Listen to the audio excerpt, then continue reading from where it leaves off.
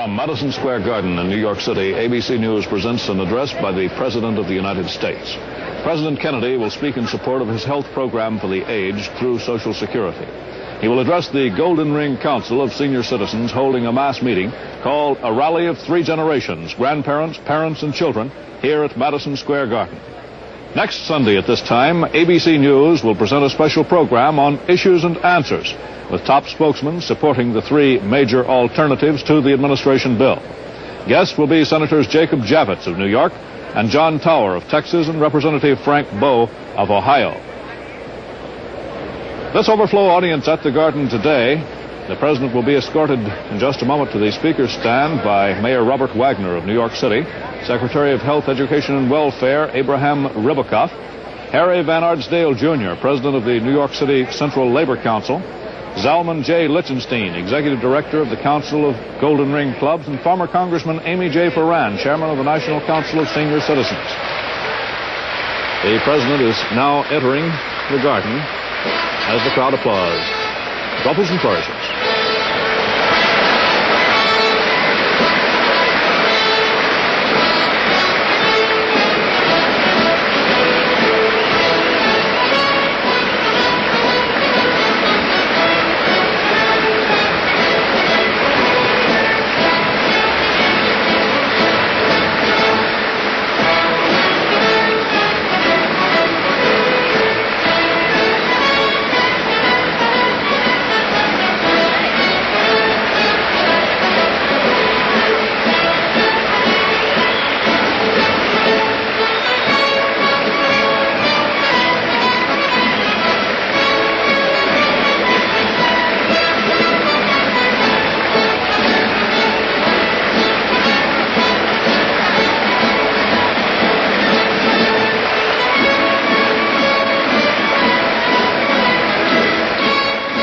The President's address this afternoon climaxes a series of speeches and an hour-long entertainment program which began 3 hours ago. There have been various other speakers today. The President will be introduced by Amy J. Ferran of the National Council of Senior Citizens.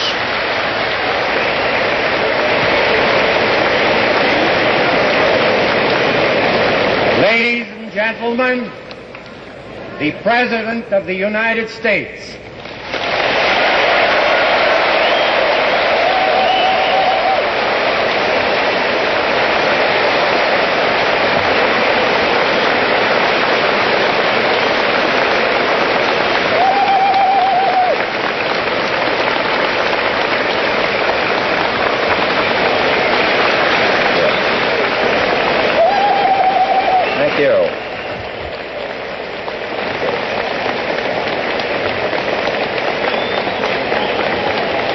Ladies and gentlemen,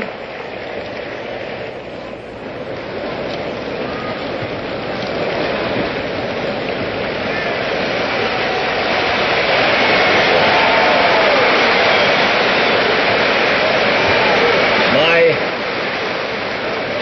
old colleague in the House of Representatives and friend, Amy Ferran, Mr. Meany, ladies and gentlemen, and fellow Americans.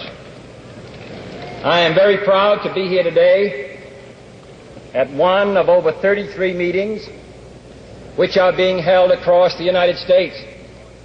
And it is a source of regret to me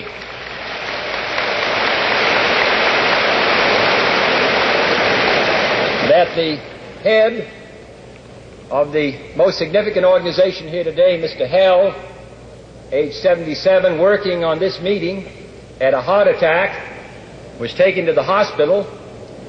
I think we should pass this legislation as soon as possible.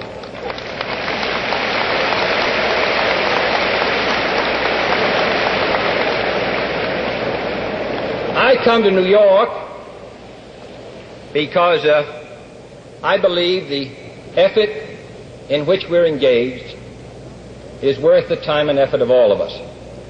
I come from Boston, Massachusetts, near Faneuil Hall, where for a whole period of years, meetings were held by interested citizens in order to lay the groundwork for American independence. And while there may be some who say that the business of government is so important that it should be confined to those who govern. In this free society of ours, the consent, and may I say the support of the citizens of this country is essential if this or any other piece of progressive legislation is going to be passed. Make no mistake about it. Make no mistake about it. Now, why are we here? What is the issue which divides and arouses so much concern? I will take a case which may be typical. A family which may be found in any part of the United States. The husband has worked hard for his life and he is retired. He might have been a clerk or a salesman or on the road or worked in a factory, stores or whatever. He's always wanted to pay his own way. He does not ask anyone to care for him. He wants to care for himself. He has raised his own family. He has educated them. His children are now on their own. He and his wife are drawing Social Security. It may run $75, $100, $125 in the higher brackets. Let's say it's $100. And he has a pension from where he worked, the results of years of effort. Now, therefore, his basic needs are taken care of. He owns his house. He has $2,500 or $3,000 in the bank. And then his wife gets sick. And we're all going to be in a hospital, 9 out of 10 of us, before we finally pass away, and particularly when we're over 65. Now she is sick, not just for a week, but for a long time. First goes the $2,500. That's gone. Next, he mortgages his house, even though he may have some difficulty making the payments out of his Social Security. Then he goes to his children, who themselves are heavily burdened because they're paying for their house, and they're paying for their sicknesses, and they want to educate their children. Then their savings begin to go. This is not a rare case. I talked to a member of the Congress from my own state a week ago who told me he was going to send his daughter away to school, but because his father had been sick for 2 years, he could not do it. And Congressman, I pay $22,500 a year. And that's more than most people get. So therefore now, what is he going to do? His savings are gone, his children's savings, they're contributing, though they have responsibilities of their own. And he finally goes in and signs a petition saying he's broke and needs assistance. Now, what do we say?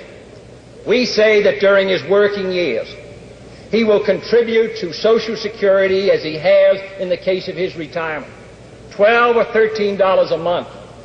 When he becomes ill, or she becomes ill over a long period of time, he first pays $90 so that people will not abuse it. But then let's say he has a bill of $1,500. This bill does not, that we're talking about, Mr. Anderson's bill and Mr. King solve everything. But let's say it's $1,500, of which $1,000 are hospital bills. This bill will pay that $1,000 in hospital bill. And then I believe that he and the effort he makes in his family can meet his other responsibilities. Now, that does not seem such an extraordinary piece of legislation 25 years after Franklin Roosevelt passed the Social Security Act.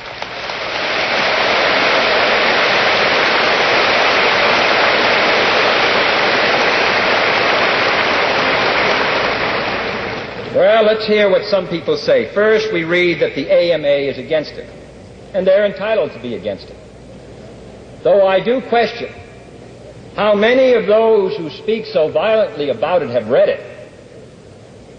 But they are against it, and they're entitled to be against it if they wish. In the first place, there isn't one person here who isn't indebted to the doctors of this country. Children are not born on an 8-hour day. All of us have been the beneficiary of their help. This is not a campaign against doctors because doctors have joined with us. This is a campaign to help people meet their responsibilities.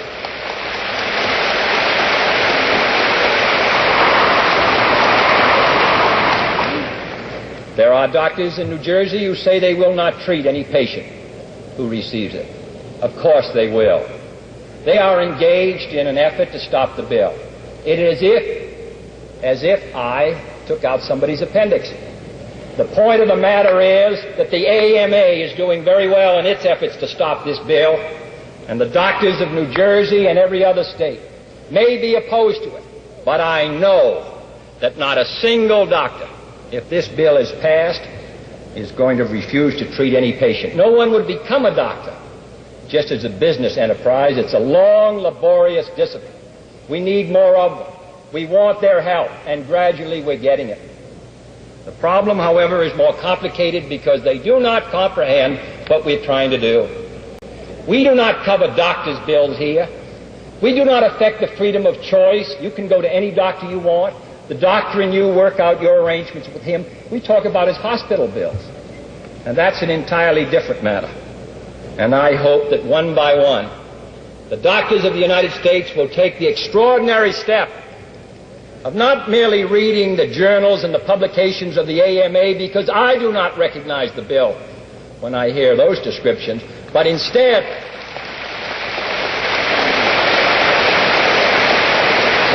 to write Secretary Ribicoff, Washington, or to me, and you know where I live, or to Senator Anderson, or to Congressman King, if you are a doctor or opposed to this bill, and get a concise explanation and the bill itself and read it.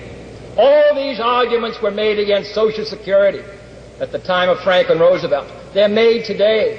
The mail pours in. And at least half of the mail which I receive in the White House and on this issue and others is wholly misinformed. Last week I got 1,500 letters on a revenue measure. 1,494 opposed and 6 for. And at least half of those letters were completely misinformed about the details of what they wrote. And why is that so? Because there are so many busy men in Washington who write. Some organizations have 600, 700, and 800 people spreading mail across the country, asking doctors and others to write in and tell your congressman you're opposed to it. The mail pours into the White House, into the Congress and Senator's office. Congressmen and senators feel people are opposed to it. Then they read a Gallup poll which says 75% of the people are in favor of it. And they say, what has happened to my mail? The point of the matter is that this meeting and the others indicates that the people of the United States recognize, one by one, thousand by thousand, million by million, that this is a problem whose solution is long overdue. And this year, I believe, or certainly as inevitably as the tide comes in next year, this bill is going to pass.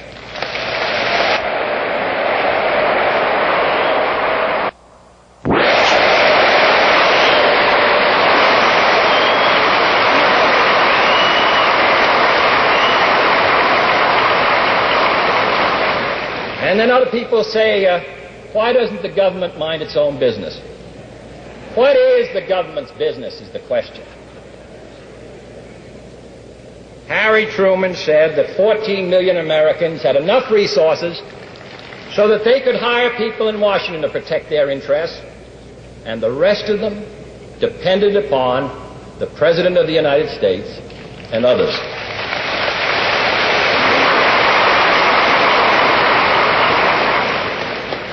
This bill serves the public interest.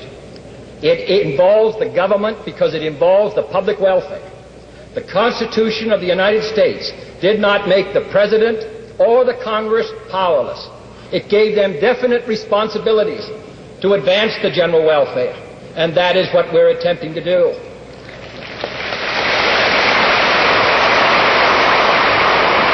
And then I read that this bill will sap the individual self-reliance of Americans.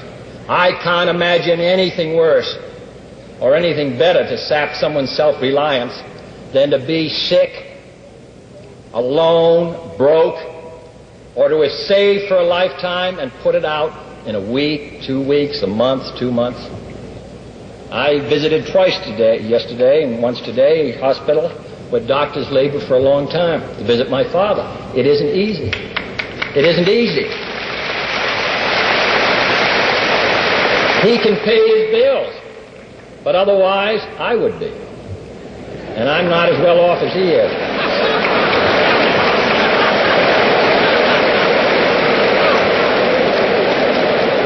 But what happens to him and to others when they put their life savings in a short time? So I must say that I believe we stand about where, in good company today, in halls such as this, where your predecessors, where Dave Dubinsky himself actually stood, where another former president stood, and fought this issue out of Social Security against the same charges.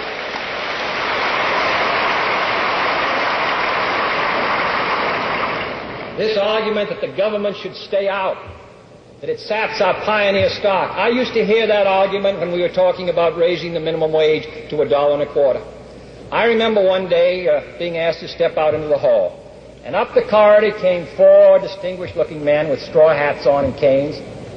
They told me they had just flown in from a state in their private plane, and they wanted me to know that if we passed a bill providing for time and a half for service station attendants, who were then working about 55 to 60 hours at straight time, it would sap their self-reliance. The fact of the matter is, what saps anyone's self-reliance is working 60 hours at straight time, or working at 85 or 95 or $1 an hour. Or depending upon filling out a pauper's oath and going and then getting it free. Nobody in this hall is asking for it for nothing. They are willing to contribute during their working years. That is the important principle which has been lost sight of.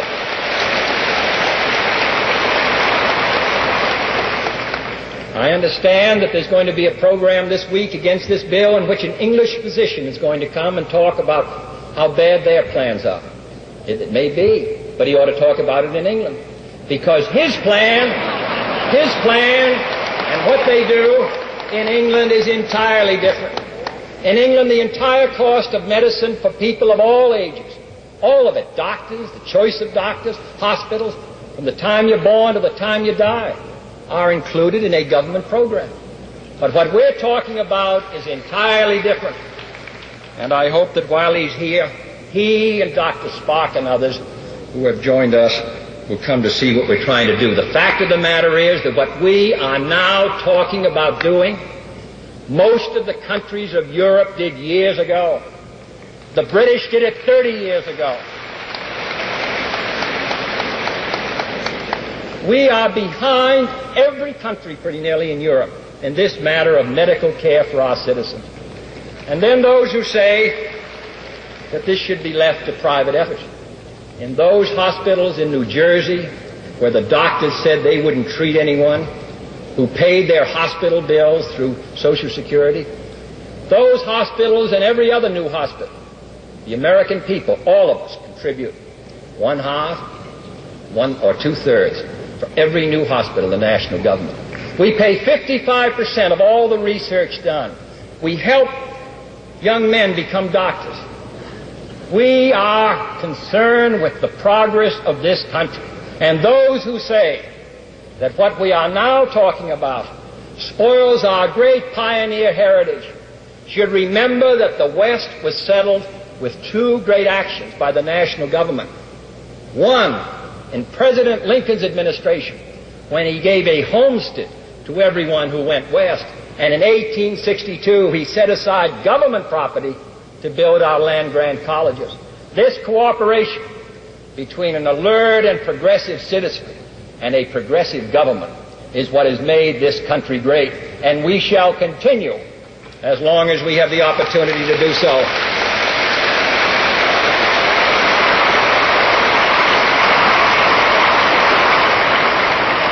This matter should not be left to a mail campaign where senators are inundated, or congressmen, 25 and 30,000 letters. The instructions go out, write it in your own hand, don't use the same words. The letters pour in 2 or 3 weeks, half of them misinformed. This meeting today, on a hot, good day, when everyone could be doing something else, and the 32 other meetings, this indicates that the American people are determined to put an end to meeting a challenge which hits them at a time when they're least able to meet it.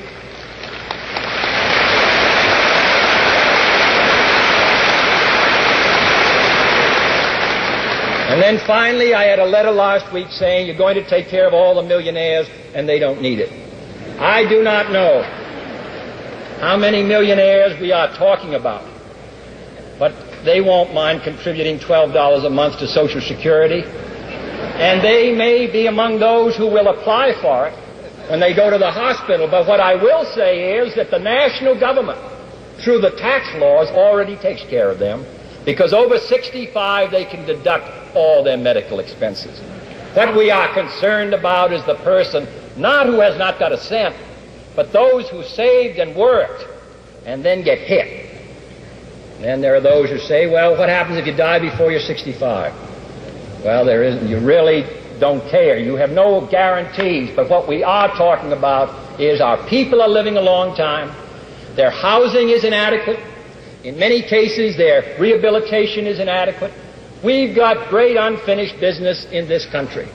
And while this bill does not solve our problems in this area, I do not believe it is a valid argument to say this bill isn't going to do the job. It will not. But it will do part of it. Our housing bill last year for the elderly, that won't do the job, but it will begin. When we retrain workers, that won't take care of unemployment chronically in some areas, but it's a start. We aren't able overnight to solve all the problems that this country faces. But is that any good reason why we should say, let's not even try? That's what we're going to do today. We are trying. We are trying.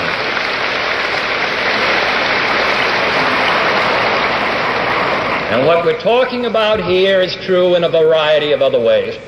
All the great revolutionary movements of the Franklin Roosevelt administration in the 30s we now take for granted. But I refuse to see us live on the accomplishments of another generation.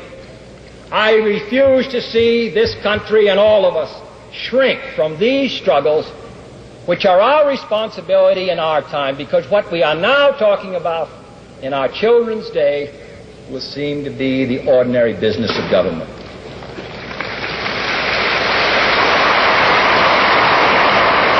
So I come here today as a citizen, asking you to exert the most basic power which is contained in the Constitution of the United States and the Declaration of Independence, the right of a citizen to petition his government. And I ask your support in this effort. This effort will be successful. And it will be successful because it is soundly based to meet a great national crisis. And it is based on the effort of responsible citizens. So I want to commend you for being here. I think it's most appropriate that the President of the United States, whose business place is in Washington, should come to this city and participate in these rallies, because the business of government is the business of the people, and the people are right here.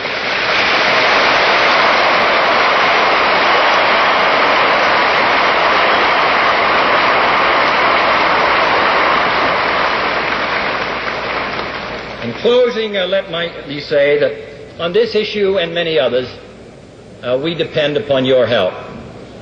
This is the only way we can secure action to keep this country moving ahead, to have places to educate our children, to have decent housing, to do something about the millions of young children who leave our schools before they graduate. Every day I am reminded of how many things were left undone. 30 years ago, they provided that no drugs be put on the market which were unsafe for hogs and for cattle. We want to take the radical step of doing the same for human beings. Anyone who says that Woodrow Wilson, as great a president as he was, and Franklin Roosevelt and Harry Truman, that they did it all, and we have nothing left to do, now are wrong. We ask you, the citizens of this country, the responsible and thoughtful doctors, the hospital administrators, all those who face this challenge of educating our children, finding work for our older people, finding security for those who have retired, all who are committed to this great effort of moving this country forward, come and give us your help.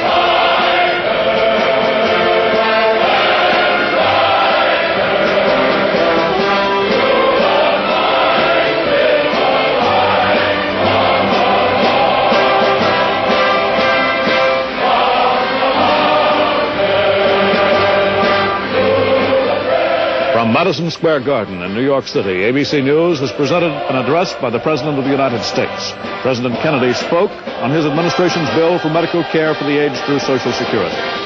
Today's address by the President was part of a mass rally held by the Golden Ring Council of Senior Citizens and the National Council of Senior Citizens in Madison Square Garden in New York. Next Sunday at this time, ABC News will present a special Issues and Answers program to deal with the three major alternatives being presented to the administration's medical care bill for the aged. Guests on the special program will be Senator Jacob Javits, Republican of New York, Senator John Tower, Republican of Texas, and Representative Frank Bowe, Republican of Ohio. This is Al Mann, ABC, New York. Today's program, a presentation of ABC News and special events.